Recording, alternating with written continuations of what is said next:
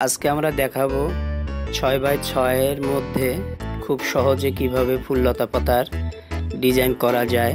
আমরা 6x6 একটা ঘর নিয়েছি, 4টা ভাগ করেছি এবং ঘরগুলোর মাঝখান দিয়ে আবার আমরা ভাগ করলাম এবং মাঝখানে রুলার কম্পাস দিয়ে দুইটা বৃত্ত এঁকে নিলাম। বৃত্তর যে ঘরগুলো আছে পাশে সেগুলো আমরা ভাগ করে নিয়ে এর মধ্যে পাতার ডিজাইন দিয়ে দিলাম।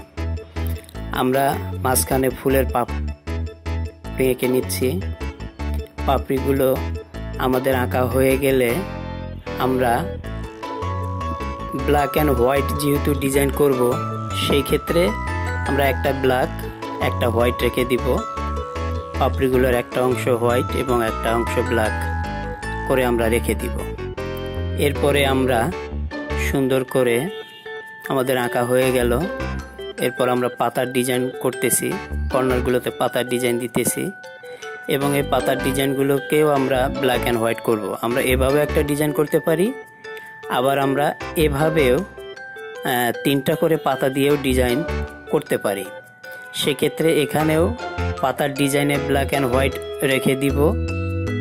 যেহেতু ডিজাইনগুলো আমাদের ব্ল্যাক অ্যান্ড হোয়াইট করতে হবে, সেক্ষেত্রে আমরা পাতাগুলোর একটা অংশ ব্ল্যাক একটা অংশ হোয়াইট করে নিলাম এবং আমাদের ব্ল্যাক এবং হোয়াইট পাতাগুলো করা হয়ে গেলে আমরা মাঝখানে যে ফাঁকা জায়গা আছে সেখানে আমরা লতা এবং পাতা আঁকবো এবং পাতাগুলো আমরা একটা ব্ল্যাক এবং একটা হোয়াইট করে রেখে দিব।